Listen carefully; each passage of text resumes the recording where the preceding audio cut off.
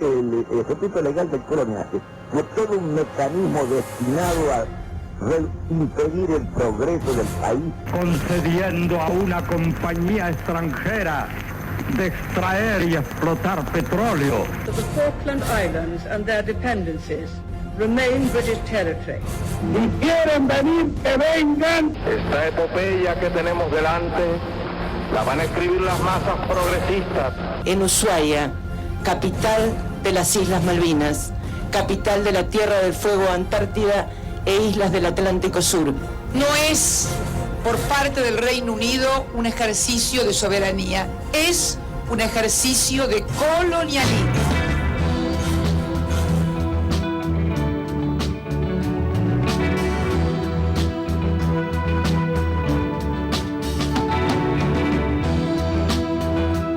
Muy buenas noches, amigos de Hora Malvinas. Hoy estamos frente a un programa no solo muy especial y un programa único, porque es además el último programa del ciclo Hora Malvinas de este año, sino también por quien hoy realmente nos visita y ha tenido la mejor de las disposiciones para estar presente en este programa. Realmente cuando hablamos del conflicto de nuestras Islas Malvinas, una de las primeras cosas que afortunadamente gracias al programa nos viene a la mente es traer y acercar a ustedes justamente a quienes participaron como héroes auténticos en la gesta de Malvinas. Y una de las preguntas siempre que uno se hace es realmente, cuando hablamos de héroes de nuestras Islas Malvinas, ¿quiénes fueron los que realmente pusieron el pecho a las balas? Sabemos que fueron muchos, pero algunos tuvieron una participación muy importante, y en este caso, quienes justamente fueron los primeros. Y cuando hablamos de los primeros, en este caso, tenemos que citar inevitablemente a quien hoy justamente nos acompaña para este último programa, quien es el ahora capitán de fragata Eduardo Sequeira, entonces cabo principal, comando anfibio, infante marina, que estuvo presente como el primer hombre que pisó suelo de Malvinas aquel 2 de abril, y con él vamos a charlar y quiero saludarlo. Muy buenas noches, ¿cómo le va? Buenas noches, ¿qué tal? Sí, bueno, voy a hacer una pequeña corrección. Sí. No fue 2, sino fue primero de abril en realidad. Vamos a hacer exactamente. Porque el 1 de abril, porque empieza realmente la operación el 1 de abril en aproximadamente 9 de la noche. Empieza el movimiento buque a costa, o sea, la maniobra de pasar del buque que nos transporta a las embarcaciones para desembarcar. Ajá. Bueno, sobre ese tema vamos a hablar, es más, quiero mostrar específicamente, tenemos acá mucho material. Fíjense este mapa que ha tenido a bien traer acá el capitán Sequeira, es la operación argentina de la Operación Rosario, en donde estamos viendo cómo fue el diagrama justamente del desembarco desde los inicios, que tienen que ver con su participación, y nada más ni nada menos que el propio Sequeira nos va a ir contando paso a paso cómo fue desde el 1 de abril las operaciones hasta llegar a la toma de las Malvinas, ¿no? Claro. Pero antes de llegar a ese paso, Sequeira, si me permite, hacer un poco de memoria y recordar cómo fue su preparación para estar presente en ese 1 de abril, que en realidad, vamos a ser honestos, el 1 de abril, el que iba a marcar el desembarco de las tropas, tenía que ser el mejor. No sé, fue la casualidad. ¿Cómo fue que llevó el destino a esa misión? Yo le cuento, dentro de la Infantería de Marina, uno entraba en aquel entonces a la Escuela de Suboficiales de Infantería de Marina, sí, y elegía distintas especialidades. 2 años de preparación en esa escuela, uno sale cabo segundo. En mi caso particular elegí Infante de Marina, Infante. Ajá. Hay después otras posibilidades de crecer o de mejorar. Hay cursos, por ejemplo, el de, de ingenieros anfibios, curso de comando anfibio, curso de misiles. Yo elegí el de comando anfibio. Comando anfibio lo hice en el año 75. Es un curso muy duro, empezaba en aquel entonces en el curso de paracaidismo en ejército, después seguía con el curso de buceo en la escuela de buceo en Mar del Plata, después el de reconocimientos anfibios que se hacía en la propia unidad, en la agrupación de comando anfibio, y al final el de comandos, que es un curso muy exigente que se hacía en ejército y duraba más o menos 3 meses y un poquito más. Más o menos el equivalente a los SEAL norteamericanos, ¿no? Lo que pasa es que los SEAL son un poquito más completos, porque en ese entonces el curso comando, por ejemplo, podían no ser paracaidistas, pero lo incorporan posteriormente. De hecho, yo ya era paracaidista. Claro, yo ya era paracaidista cuando fui. Y después uno va perfeccionándose, por ejemplo, de ser un paracaidista que se engancha y se tira y se abre solo, a ser paracaidista comandado, donde uno tiene la posibilidad de realizar la apertura manual del paracaídas a la altura que uno desea hacerlo. De hecho, hay en el mundo hay distintos tipos de infiltración aérea que es con paracaídas a altas alturas. Por ejemplo, estamos hablando de 13.000 metros, se salta con oxígeno, y hay 2 versiones. Una, la americana, que es, hacen caída libre y abren a los 700 metros, o sea, de los 13.000 a los 700 metros, y llegan al objetivo donde quieren llegar. Y está la versión europea, alemana precisamente, que saltan a 13.000 metros y abren. Y a partir de ahí, con unos paracaídas especiales, pueden hacer aproximaciones de hasta 80 kilómetros horizontal. Sirve para precisamente meterse en territorio. O sea, uno puede saltar en una frontera y llegar a aterrizar 80 kilómetros más adelante. Prácticamente volar. Es prácticamente volar porque se utilizan técnicas, se utiliza el bariómetro para ver las térmicas, cómo van corriendo, se utiliza GPS, porque todo se planifica con un GPS para viajar al lugar donde uno quiere llegar.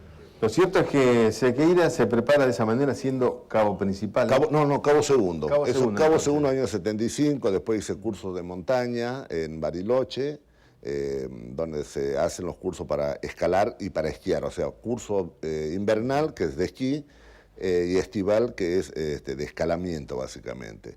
Después curso de cazador de monte, cazador de montaña, de francotirador, cursos de explosivos. Hay una serie de cursos que uno va haciéndolo a medida que va pasando el tiempo. Eso fue previo. Todo esto en el supuesto caso que surja un conflicto, el comando está preparado. Siempre. Por ahí ni pasaba cuál iba a ser la misión de todo esto, ¿no? No, obviamente. Fíjese que los adiestramientos se hacen en distintos ámbitos geográficos. Por ejemplo, durante esos años estábamos acá en Tierra del Fuego, durante 30 días viviendo en cueva de nieve, haciendo supervivencia, haciendo prácticas de operaciones con embarcaciones menores. Por ahí terminaba el adiestramiento acá, subíamos en un avión y íbamos a Mar del Plata, donde estaba la base de los comandos. Estábamos 4 o 5 días, nos alistábamos y después íbamos a Formosa, por ejemplo. O sea, cambiamos de ámbito geográfico en forma constante durante todo el año. Toda la geografía argentina. Exactamente, o sea, siempre viajando porque no sabíamos dónde podíamos tener un conflicto. Y para lo cual tenemos que preparar en todos los ámbitos geográficos que tenemos nosotros, que son muchos. Entonces, hay que estar preparado, tener la vivencia. La única forma de preparar es tener la vivencia. Claro. Porque uno sabe cómo va a resolver los problemas que se los susciten en el lugar viviéndolo. Una cosa es leerlo y otra cosa es estar... A eso hay que sumarle después el hecho de que tenga un enemigo real que lo puede matar. Claro. O sea, nosotros preparamos en el límite, lo máximo de exigencia. Después el sumo de la exigencia sería con un enemigo real. Claro. Pero hasta ese momento uno cree que es improbable siempre, ¿no? No, obviamente. Aunque está preparado para eso. Claro. Pero hipótesis de conflicto, hubo con Chile en su momento, antes de la Malvinas. Sí, claro, antes de la Malvinas también hubo con Chile, qué sé yo, pero la idea nuestra es siempre prepararnos lo mejor en las mejores condiciones o en las peores condiciones, con las malas condiciones meteorológicas, con viento, con mares que sean increíbles, de lo bravos que están. Nosotros hacíamos las proyecciones sobre las costas, con bote de goma o con kayak. Claro. O sea, siempre, normalmente, el kayak vendría a ser la fracción, los ojos adelantados de una fracción que está por desembarcar en botes. Esa es la técnica. O sea, de esas ejercitaciones, como la que yo tuve que vivir en Malvinas, había hecho cientos de veces con distintos tipos de mar, en lagos, en ríos.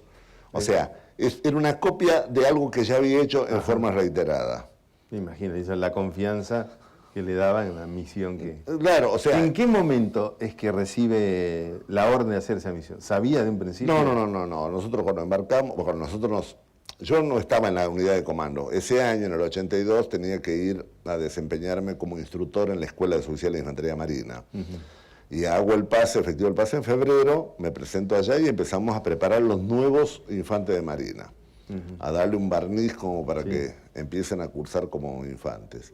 Cuando terminamos ese periodo de selección, un día había terminado una guardia y el oficial de guardia me manda a llamar y me dice, che, tiene que reunirse esta noche en la agrupación de comando anfibio a las 9 de la noche, 21 horas.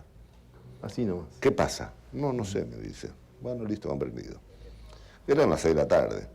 Entonces me voy a mi casa, yo estaba viviendo en Mar del Plata, en un alquilado ahí, y a las 9 de la noche me presento en la unidad. Y empezamos a vernos caras de comandos que estaban en otros destinos. O sea, para esa misión convocaron a todos los comandos que andaban en otros destinos y nos reunieron ahí en la agrupación de comando anfibio. Bueno, de las 9 de la noche charlando con uno y otro, ¿qué pasa? No sé, ¿qué pasará? A las 12 de la noche llega el comandante que estaba en Puerto Belgrano recibiendo la orden. Bueno, llegó el comandante, se hizo una reunión muy breve, 15 minutos, en donde el comandante, que era el capitán Sánchez Sabarot, plantea que vamos a hacer una operación real, que vamos a desembarcar de un buque de superficie, podría haber sido un submarino también, ¿no? Que íbamos a tomar una casa de gobierno y que íbamos a tomar un cuartel. Lo único, esa fue la orden preparatoria, para lo cual al día siguiente, 9 de la mañana, teníamos que reunirnos para empezar a alistar los medios. A las 9 de la mañana uno iba, se fijaba en un cartelón y estaban la ubicación o el rol de combate. Entonces ahí descubro que yo estaba formando una organización llamada Cachiyuyo y era la sección, la seguridad de la sección esa, conformada por 2 kayak. En el kayak que me toca estar a mí estaba con el teniente Schweizer en ese entonces. Teniente Schweizer había sido alumno 1 año o 2 años antes de mí, yo estaba como instructor de él. Y hay una cuestión que me gustaría resaltar. Normalmente cuando uno va a una unidad de tipo especial como esta, normalmente uno elige por votación con quién le gustaría ser pareja de combate, es el término que utilizamos. Entonces uno anota en un papelito 3 nombres, todos, en forma individual, y después se empieza a juntar y van diciendo cómo van a formarse las parejas. Eso ya lo teníamos hecho de antemano. En este caso yo le elegí a Schweizer y Schweizer me había elegido a mí. Y estábamos, él era el jefe de la sección esta de los 2 kayak. Que hasta ese momento sabían cómo iba a ser la operación, pero no dónde. No dónde, exactamente. El dónde no lo sabíamos. Sabíamos cómo iba a ser la operación, para lo cual sabíamos qué medios utilizar, pero no sabíamos dónde. Bien. ¿Te parece ahí? Hacemos una pausa. Sin ningún problema. Y después seguimos charlando con el capitán de fragata, comando anfibio, que realmente, bueno, es un lujo tenerlo acá porque fue, de acuerdo a los relatos que él va a tener y va a decir hoy con nosotros, el primer comando en tocar suelo Malvinas, el 1 de abril. Así. Volvemos luego a la pausa.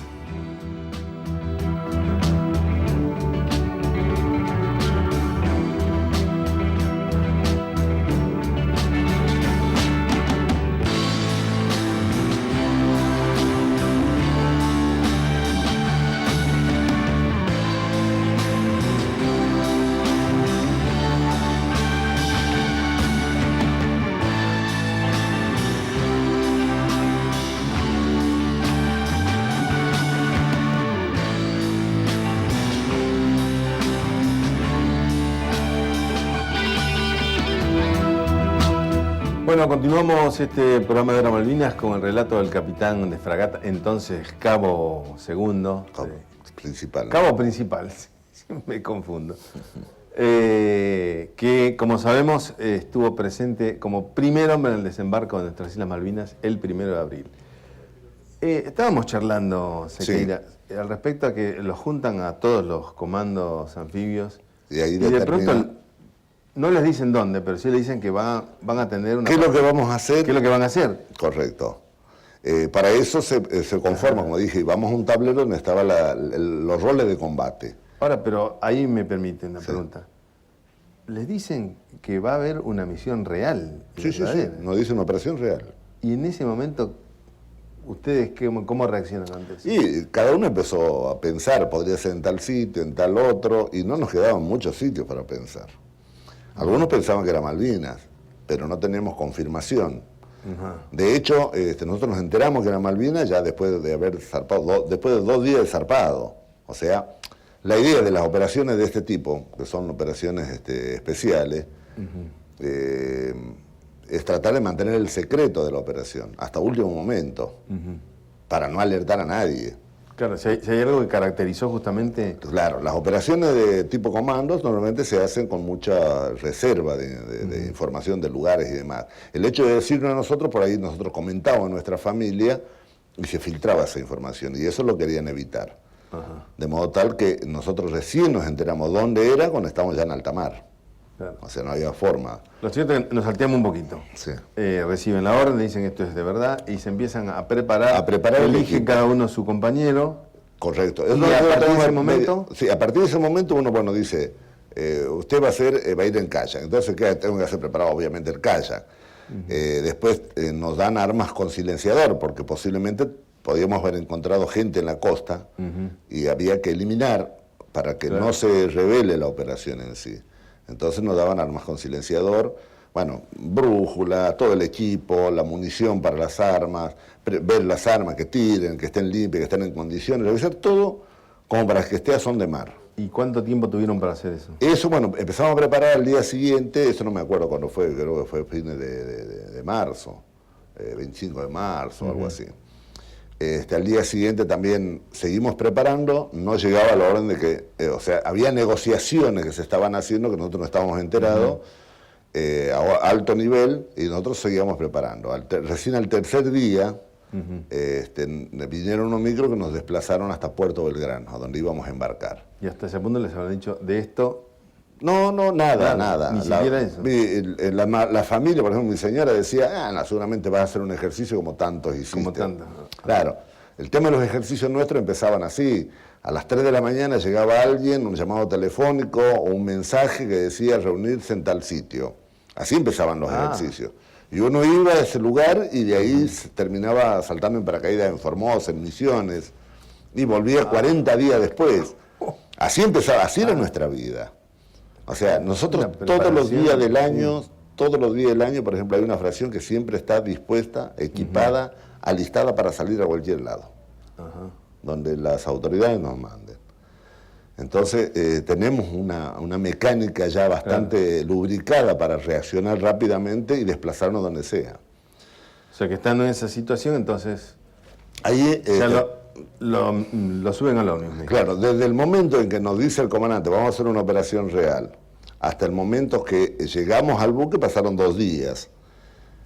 Fuimos en una empresa de micro local, llegamos a Puerto Belgrano, nos alojamos en el batallón 2 la primera noche y vimos mucho movimiento de tropa en el batallón, alistamiento.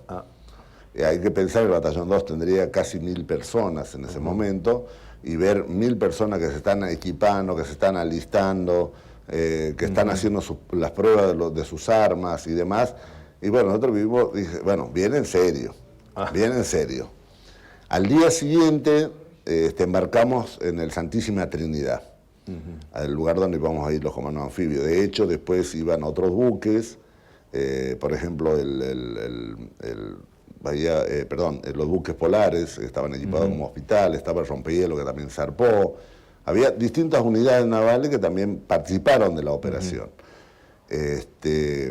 Bueno, embarcamos en Santísima Trinidad, y la Santísima Trinidad es un destructor básicamente antiaéreo, que tiene sus lugares ocupados por la misma tripulación para cumplir su misión. Entonces éramos como algo más que se sumaba a la embarcación. Y nos dieron distintos sitios para dormir. Sí. A mí me tocó, por ejemplo, en un tablero eléctrico. O sea, tenía acá tablero eléctrico, y éramos 3 personas que dormíamos ahí en bolsa de dormir, que era lo que teníamos. Otros que dormían en el comedor, nos ubicaron donde pudieron. Donde había. O con la mejor predisposición, obviamente, ¿no? Bueno, zarpamos. Empezamos la travesía. En un determinado momento de la travesía, dice, bueno, prueben las armas por última vez. Entonces fuimos a la cubierta de vuelo, cargamos los cargadores con munición de guerra y empezamos a probar las armas que funcionan. Inmediatamente después hicimos limpieza de armas y ya nos quedamos con la munición que íbamos a utilizar. Yo llevaba algo de 3.000 tiros 9 milímetros, 20 granadas, 10 defensivas, 10 ofensivas. 3.000 tiros. Dentro de la mochila. Dentro de la Aparte mochila. de los 5 cargadores de Sterling que llevaba, cada descargador llevaba 45 tiros. O sea que todo eso, un peso de cuánto. No, era bastante pesada mi mochila. De hecho, muy poco abultada, pero bastante pesada. Y una ración de combate. O sea, solamente para un día de combate. Munición para bastante, pero Sí. comida muy poca. Y normalmente uno no puede llevar todo lo que quiere. Claro. Sí. Aparte no sabíamos cuánto iba a durar. De hecho, nosotros estamos preparados para hacer supervivencia. Claro. La ración de Además. combate es lo último que se toca. O sea, suponiendo que nosotros tuviéramos que haber quedado aferrados en el terreno y tendríamos que haber aguantado algunos días, lo primero que se hace es tratar de sobrevivir con lo que la naturaleza brinda. Y de emergencia, de última, se toca la ración de combate. Así que no había problema. Bueno, durante la travesía teníamos los 2 kayaks. Curiosamente, el mar era muy bravo durante la travesía. De hecho, nos rompe un kayak. Nos lo destruye porque son kayaks desarmables. Desgraciadamente no lo traje porque es grandote, ¿no? Pero lo tengo en mi poder. Lo destruye y se lo lleva el mar. Queda un kayak. Y el kayak que es destruido era el mío. Pero el jefe de la operación era el teniente Schweitzer. Y yo era su pareja de combate, entonces él pasa al otro kayak y por supuesto paso yo también a ese kayak. Bueno, llegamos a la zona de operaciones donde ya no había alternativa, no había negociación que sirviera, sino se iba a ejecutar la operación. Y ahí ya sabían, eran las Malvinas. Ya sabíamos, la noche anterior al desembarco nos dieron la orden de operaciones. Ahí supimos con certeza dónde íbamos. Porque hasta ese entonces estábamos navegando con poca velocidad porque se estaban realizando negociaciones a nivel político. Claro. Entonces, durante eso nosotros esperando, porque el buque podía haber llegado en 24 horas, ¿no?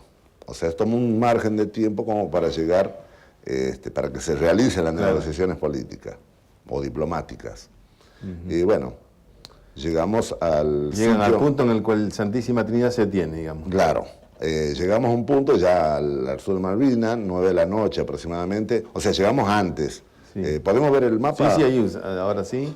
Más o menos aproximadamente la Santísima Trinidad fondea por esta zona. Nosotros tenemos que hacer un desembarco precisamente en este sitio. Había una pequeña ría adentro de una playa, ahí teníamos que desembarcar. Esto es 9 de la noche, empezamos a movernos, a transbordar, o sea, a embarcarnos en los botes neumáticos y en los kayaks. Inmediatamente después empezamos a remar hacia el lugar del sitio de desembarco. Yo tenía mi brújula colocada en el kayak, con lo cual sabía el rumbo que tenía que seguir. Y ya tenían el lugar predeterminado. El lugar predeterminado de desembarco exactamente era en una ría, en la entrada de una ría, en una playa que estaba a la derecha. Ese era el sitio donde teníamos que desembarcar. Y de ahí estaba todo concebido, la ruta de aproximación, por donde teníamos que ir hasta llegar. Hasta el cuartel del Royal Marine, que estaba en este sitio. Y la fracción de Giachino, en donde tenías que separarse de nuestro grupo para marchar sobre la casa de gobierno. Entonces empezamos a remar. Al principio fuimos en un bote, pero como hay mucha alga, mucho cachillullo, entonces por ahí las patas del motor se trababa y había que cortar las algas y seguir avanzando despacio para que no haya tanto ruido. El motor hace ruido, obviamente, y cuando va más despacio se escucha menos.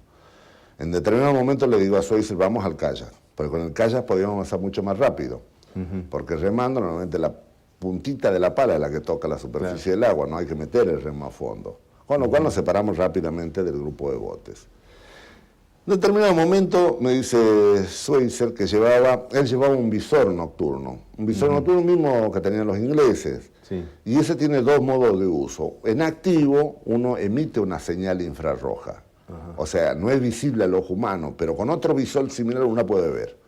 Y después pasivo, que utiliza o amplifica las luces de las estrellas, las luces que haya por ahí, las amplifica muchísimas veces, con lo cual se ve muy bien. Bueno, nosotros íbamos en la segunda posición, íbamos en pasivo, no emitíamos nada. Pero empezamos a ver que desde la costa había una emisión.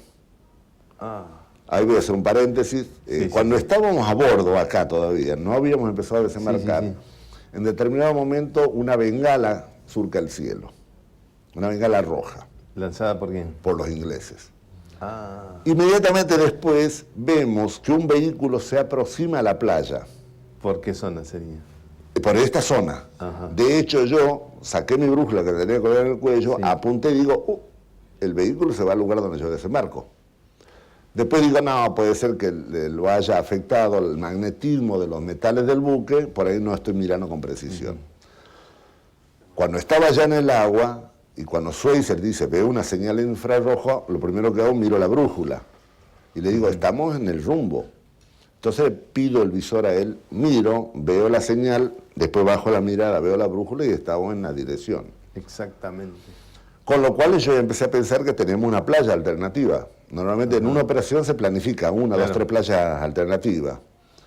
Entonces seguimos remando callados los dos y él me dice, y yo ya escuchaba la rompiente, porque estábamos cerca de la playa, y me dice, vamos a la playa alternativa. O sea, virar en ese momento a la playa alternativa significaba exponerse a la vista de los ingleses, porque tenemos que ir muy Claro, justo a ahí- la costa. Ajá. Y la playa alternativa quedaba más o menos por este sitio. Claro, pasar justamente Pasar por el frente. de- Y los ingleses estaban acá en esta punta. Ajá. Entonces yo no creía, no lo veía conveniente exponernos a ir a la playa alternativa, no solo a nosotros, sino al grueso de los botes. No se olviden que eran 20 botes de goma. Claro. Atrás venían... Atrás venían 20 botes de goma y yo pensaba en eso. Quizás nosotros pasábamos desapercibidos, Ajá. pero 20 botes de goma, aunque van con una distancia prudencial, los iban a ver. Claro. Y eran los 20 de goma que iban justamente a tomar la Claro. Entonces, ahí hubo una charla de combate entre Schweitzer y yo. Entonces le decía, mire, si usted quiere ir a la playa alternativa, vaya, pero yo al resto de la agrupación lo voy a desembarcar acá. Antes, Antes, claro. más o menos por acá, por este sitio. Ajá. Que sí, que no, silencio, y me dice, listo, desembarquemos acá. Y estábamos a 50 metros de la línea de agua. Así que pegamos 3, 4 paladas del remo y llegamos. Lo primero que hicimos fue dejar el kayak en tierra, en seco, y nos desplegamos. Yo agarré para este lado, para el lado izquierdo, o sea, cerca de los Sí, sí, ingleses, hacer una exploración. Ajá. Y ahí vamos a hacer una pausa. Bien, bárbaro. Vamos a hacer una pausa porque sobre todo quiero resaltar que en este momento, bueno, lamentablemente no está con nosotros Ramón López. Claro. Pero él, que venía en los botes de goma Él venía atrás, en los botes de goma. alguna vez cuando estuvo charlando con nosotros, él dijo que daba gracias a la providencia y a Dios y a todos los santos, porque justamente si hubieran ido a ese otro lugar, hoy no estaban contando la historia. Y sí, iba a ser diferente la historia. Yo Porque considero realmente que de sí. alguna forma extraña, los ingleses se habían ubicado en ese lugar como sabiendo que en ese lugar se iba a hacer el desembarco. ¿Cómo? Dios sabrá. Exactamente. Lo cierto es que, bueno, gracias a esa decisión que tuvo en ese momento el capitán Sequeira, bueno, se salvó prácticamente toda la unidad. Se salvó la operación y la operación. unidad. Sí. Bueno, vamos a seguir paso a paso, luego de la pausa, charlando justamente sobre estos momentos tan cruciales e importantes para la toma de nuestras Islas Malvinas, aquel aún 1 de Primero de abril. abril.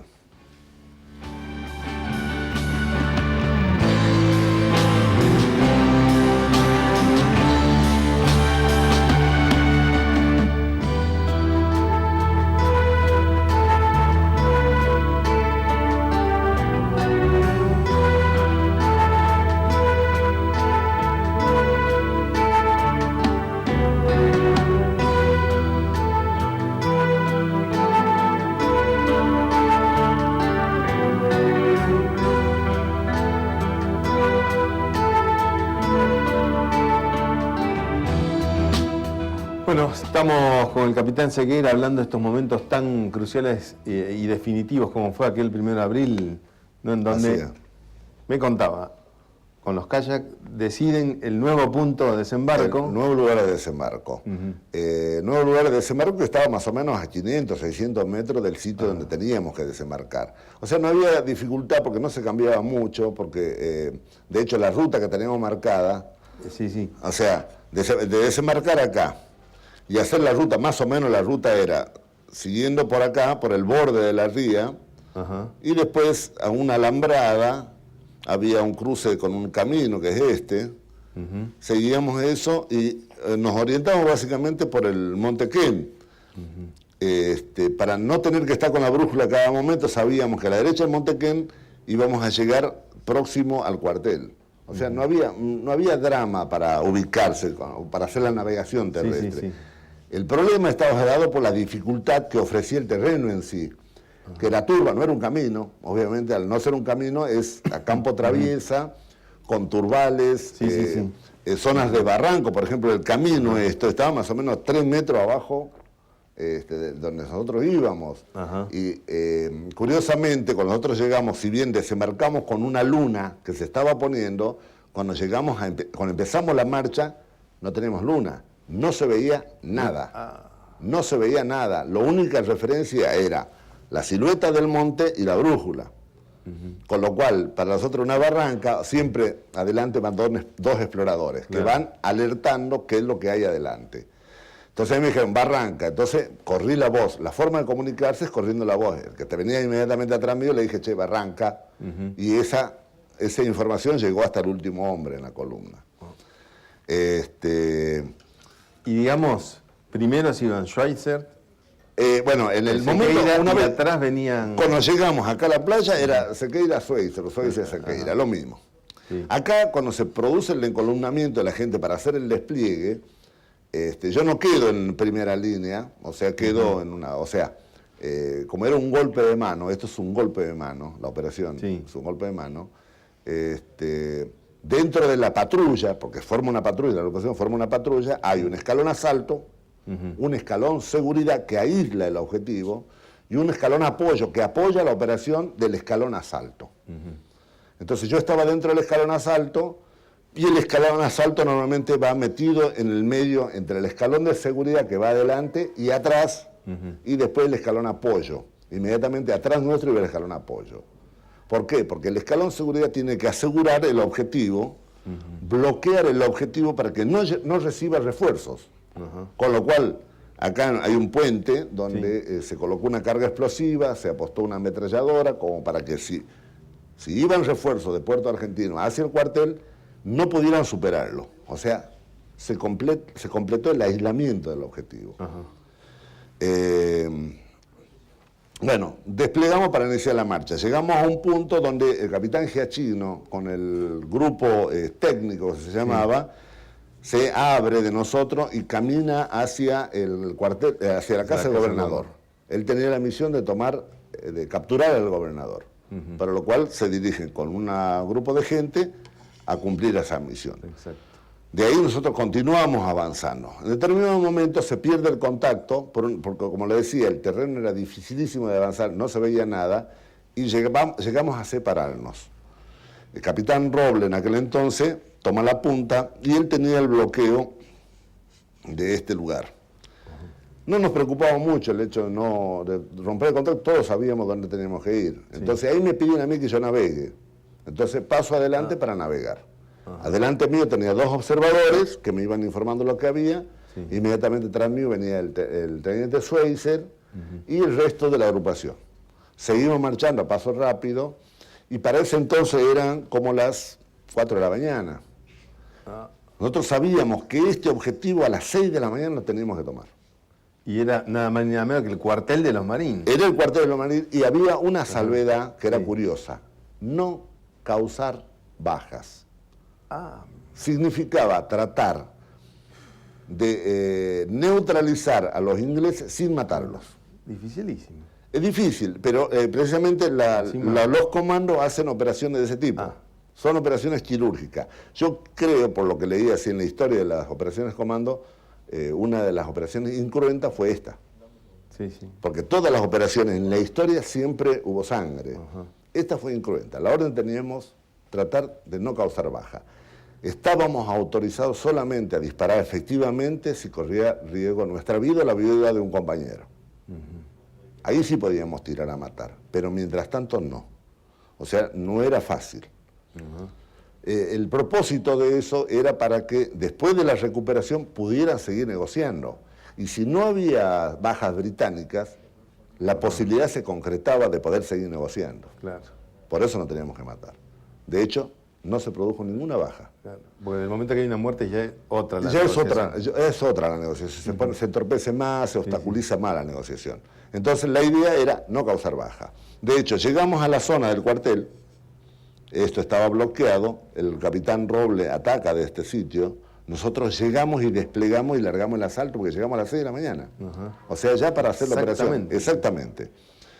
Bueno, hubo una pequeña resistencia, constituida por disparos en ráfagas, en determinado momento cesó, no se escuchó más nada, irrumpimos en el cuartel, o sea, cada uno de los integrantes de la agrupación tenía un objetivo particular. Yo, por ejemplo, tenía que entrar por una ventana, otro tenía otra puerta, otra ventana, otros un patio cubierto.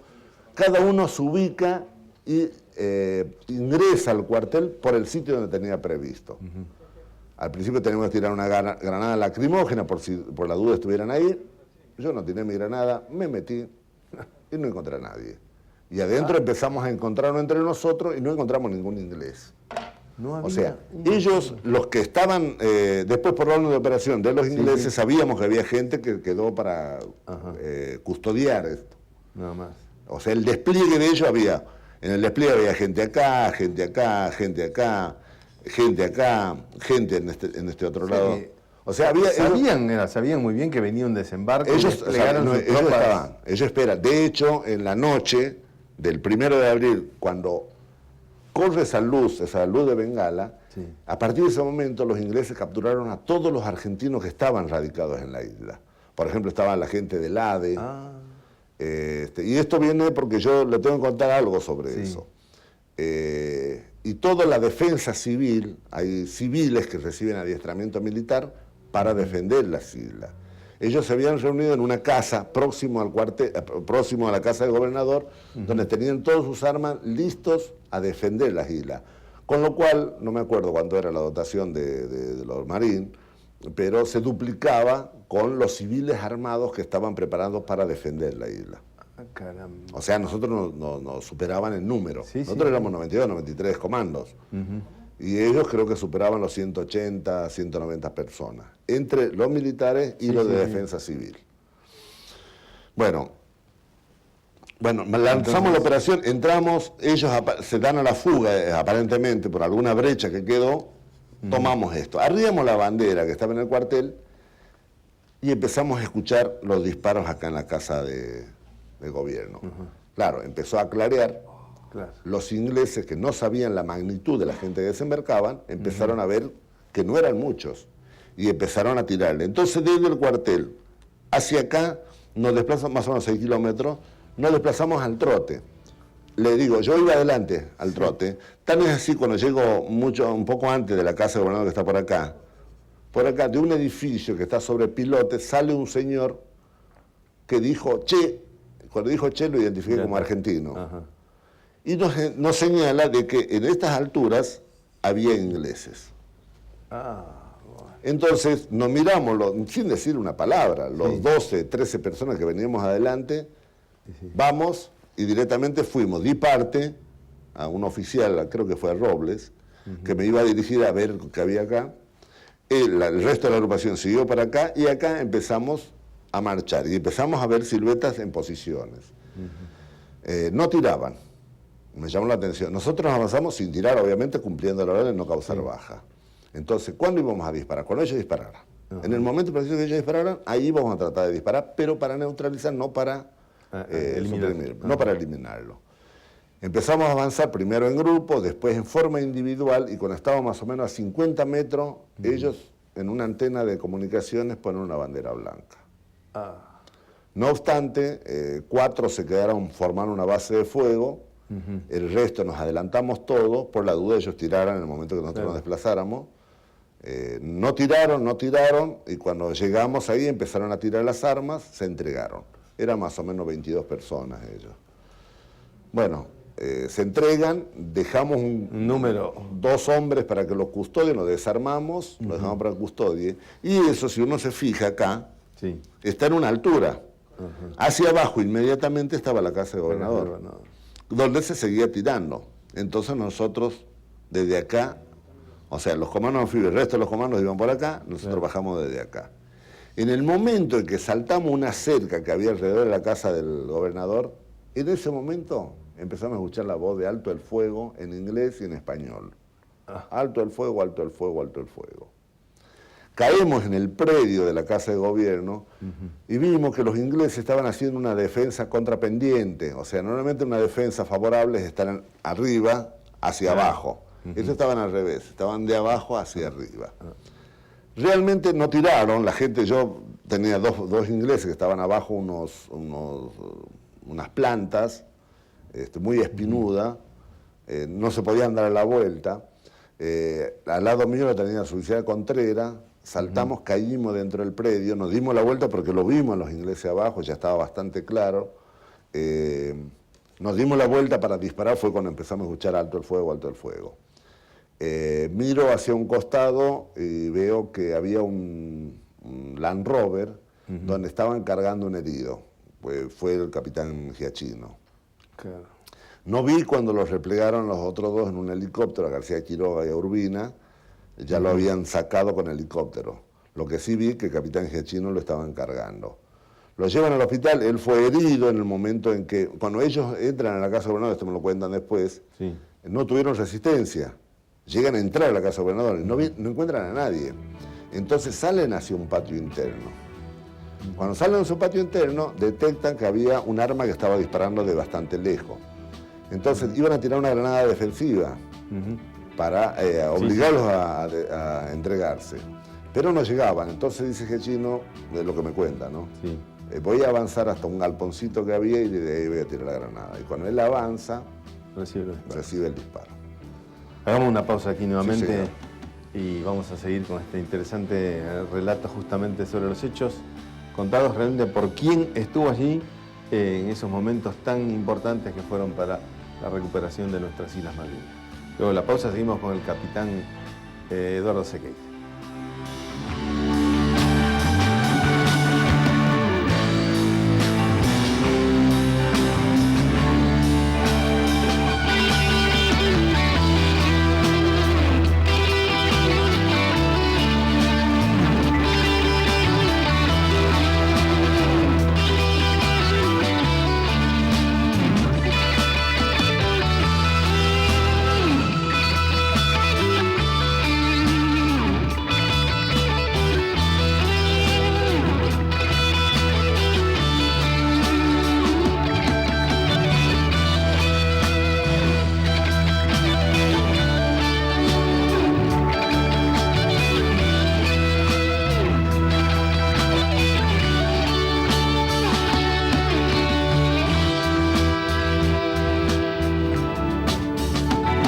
Seguimos en este último bloque con esta interesantísima charla con el capitán de fragata Eduardo Sequeira. Bueno, si me permite, un auténtico héroe del conflicto de las Malvinas. No, yo considero héroe personas que hacen mucho más de lo que les piden.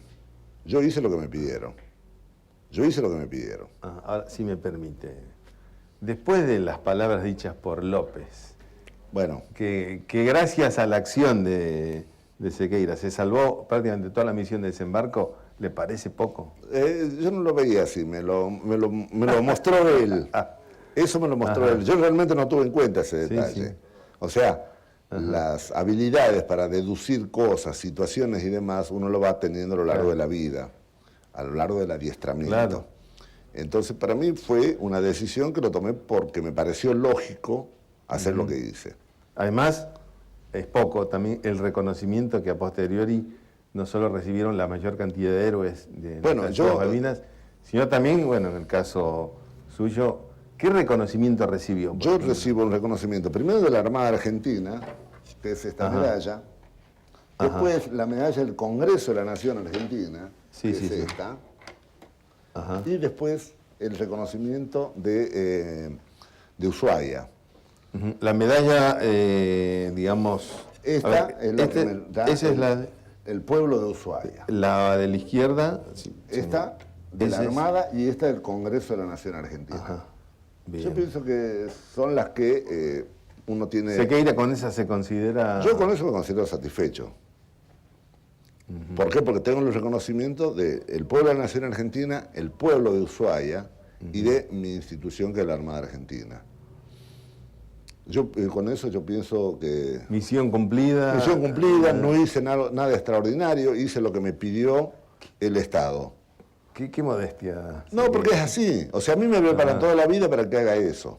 A veces hay oficiales que pasaron su vida y no hicieron nada más que cumplir el adiestramiento, el mantenimiento de las unidades. A mi generación nos tocó estar en Malvinas. Nada más. Pero es para lo que nos preparamos. Para eso nos preparan toda la vida. Y cuando uno ingresa a una institución militar, pienso que debe tener previsto en algún lugar de su cerebro que puede llegar a utilizarlo realmente en una guerra. Yo siempre lo tuve concebido, eso lo tuve totalmente en claro, que en cualquier momento podía ser. Y elegí precisamente una unidad especial porque el que más posibilidad tiene de ejecutar una operación real es una unidad especial. Exactamente. Y bueno, para eso me preparo, y para eso nos prepara. Y después los pagos. Por ejemplo, uno ve acá, por ejemplo es un escudo, un trofeo de guerra. Ah, ese escudito que vamos a ir a preguntar. Ese escudo lo tomé de una chimenea que había dentro del cuartel de Royal Marine. Había 40 escudos, 50 escudos. Elegí precisamente ese porque es del escudo de armas del destacamento Malvinas. De los Royal Marine que están en las Malvinas. Que están en las Malvinas. Lo elegí y lo traje y es lo que me acompaña siempre. Es mi trofeo de guerra. Es mi trofeo de guerra. Después, bueno, hay un montón, bueno, tengo fotografías que cuando yo vuelvo al continente, yo volví a Mar del Plata más o menos 6, 7 de abril. Después volví para acá, pero el 6, 7 de abril vuelvo a Mar del Plata y un amigo que tenía un puesto de revistas y diario me dice, tengo un regalo para vos. Y apareció la primera revista Gente que hace mención a la operación. Entonces hay varias fotografías que están acá en la mesa. Aquí tengo, voy a elegir justamente estas, ¿no? Voy a mostrarla, tenemos, pero por si acaso la muestro Esto acá. fue inmediatamente después del combate, cuando ya se entregan los ingleses. Bueno, uno quiere fumar un pucho, qué sé yo, comer algo. Bueno, en el caso mío prendí un cigarrillo. Otro ese que está encendiendo el cigarrillo. Tengo en la boca, ese soy yo. Ese que... Bueno, hay también imágenes, fotografías que tomó Revista Gente, donde estamos desarmando a los ingleses, sacándole el armamento, sacándole el equipo y mandándonos a un punto de reunión de prisioneros. Sobre ese momento, a las 6 de la mañana, cuando nosotros hacemos la operación, cuando tomamos el cuartel, se larga toda la operación anfibia con el buque de San Antonio, que proyecta a su gente sobre la península donde está el aeropuerto. Tienen una serie de dificultades, esto lo conozco porque me lo contaron, porque lo leí, en donde hay una resistencia por parte de una ametralladora británica, pero logran desembarcar y eso de las 9 de la mañana ya estaban todos en Puerto tomadas. Sequeira, la verdad que bueno, nos gana el tiempo y por suerte casi que llegamos a tiempo, pero amerita un programa más en donde voy a tener que invitarte, porque hay muchas cosas que hay que profundizar sobre lo que vino después, ¿no? Bueno, sí, ningún problema. Que realmente aún no se tiene en cuenta cuánto podría realmente haber cambiado la identidad de la nación argentina a partir de tomar como un hito en la historia el conflicto de las Malvinas, ¿no? Sí. Y eso tiene que ver mucho justamente con el reconocimiento a nuestros héroes. Claro, yo pienso que lo más importante, sea una guerra, a uno no le gusta una guerra, a nadie le gusta una guerra, ni siquiera a nosotros los soldados, no nos gusta una guerra. Un Estado entra en conflicto, entra en guerra, pero lo que hay que rescatar es a la gente que pone el cuerpo para cumplir algo que pide el Estado. Y eso no hay que perder. Podrán olvidarse, decir, bueno, se cometieron muchos errores a tal nivel, pero nunca se tienen que olvidar de los que quedaron allá muertos y de los que volvieron. De los que volvieron, porque por ahí hay gente que no queda bien. Sí. Y por eso el Estado tiene que contenerlo. Así es. Sequeira, muchísimas gracias y nosotros realmente nos estamos despidiendo con un programa de lujo, con la presencia del capitán de fragata Eduardo Sequeira, quien demostró con hechos cómo realmente se puede pelear por nuestra soberanía y con preparación sobre todo.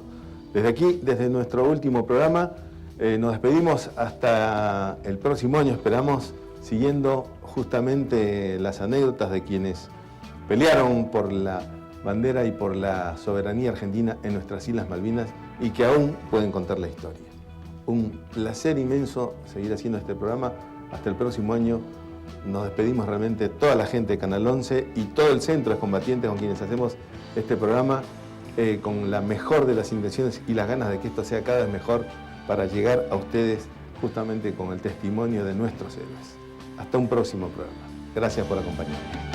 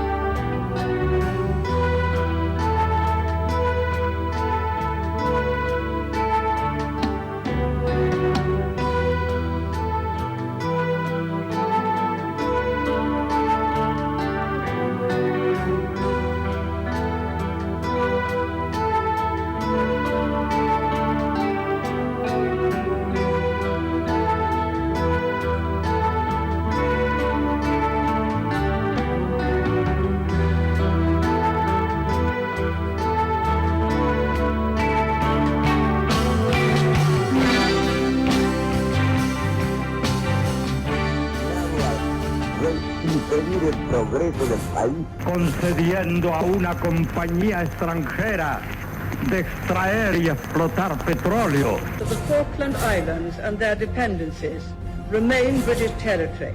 Si quieren venir, que vengan. Esta epopeya que tenemos delante la van a escribir las masas progresistas. En Ushuaia, capital de las Islas Malvinas, capital de la Tierra del Fuego, Antártida e islas del Atlántico Sur. No es por parte del Reino Unido un ejercicio de soberanía, es un ejercicio de colonialismo.